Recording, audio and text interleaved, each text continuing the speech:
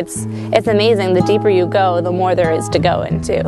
And growing up in high school and then now in college, it's fascinating to me how much reason there is, and how even the university I attend looks at faith and reason together, and it's been really interesting. But that's my reason for going to the Catholic Church, and I know other people have different reasons. My older brother, he's not Catholic, but he's always liked the liturgical aspect of the Catholic Church.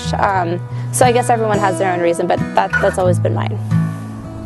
I've embraced this faith because Catholicism it's universal. That's the meaning right there of the word Catholic, and there's so much depth that if I chose another tradition without first delving into my own tradition of my birth, I think that would be a disservice and to myself, really.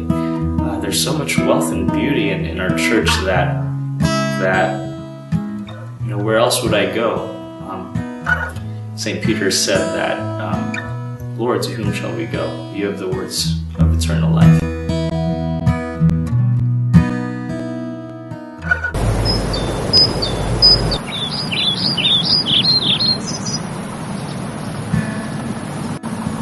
When I went to the University of Texas at Austin, where I'm currently a student there, an undergraduate, I found this community, this movement, this Marian movement called Schoenstatt, which is an international movement that started in Germany, and was founded by Father Joseph Kentenich, and it centers on living out day-to-day sanctity. And so my community there, my family, really instilled this strong desire to keep living out the faith, and we really stress self-education. So I really began educating myself about matters of the faith, the history of the faith, theology, things that I received from my father, who was very intellectual in his approach of the faith, and I've adopted that.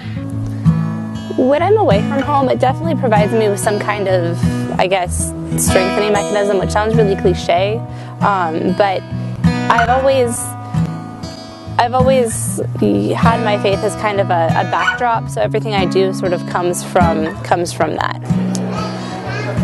For me, faith is probably the most important thing for my life, because it taught me a lot of things.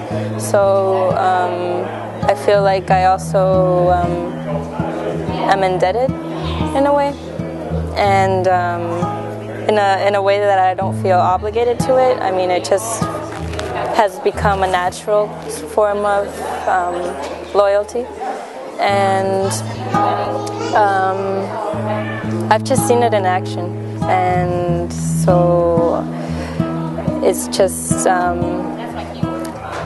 making me grateful that I have seen it, and therefore I can apply the things that I've learned from it. And something as simple as realizing that you can actually grow into something that you would rather be if you're not happy with who you are.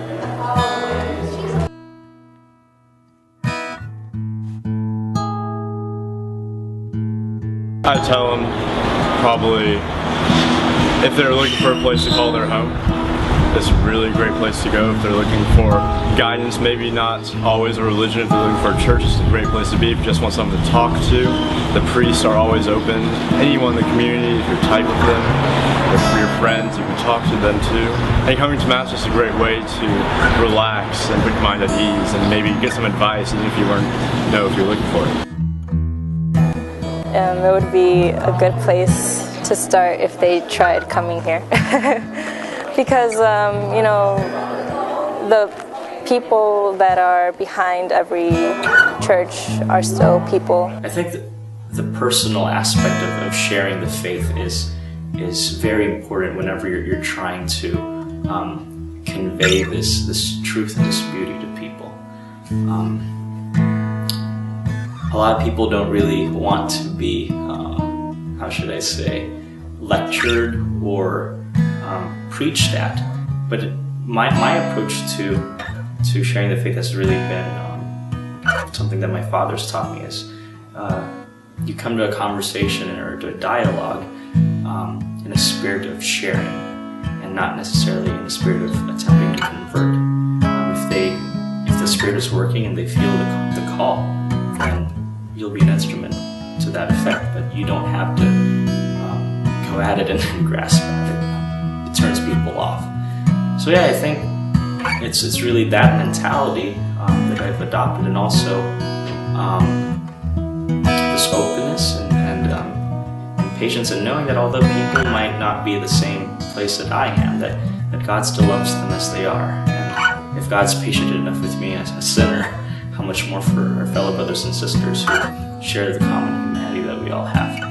I think if they would really want to get to know the Catholic faith, then they could just take a few Sundays off and just try it and just listen and be open to it, and then see that it's something that gives them a lot of room to be themselves, and it's still holding the message of love for your neighbors and for yourself.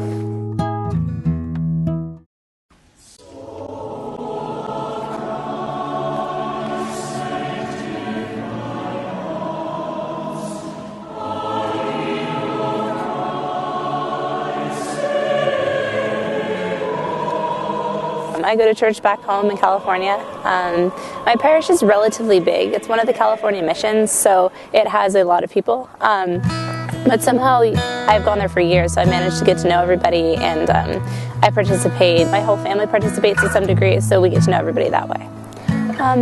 We've always liked it because we're very involved with our faith, so it's been kind of natural for us to try to give back to the church that has, I don't know, my parents had their marriage re-blessed, and then I've gotten my confirmation there and First Communion and that sort of thing. So it seemed natural for us to kind of give back to that church since it's given us so much.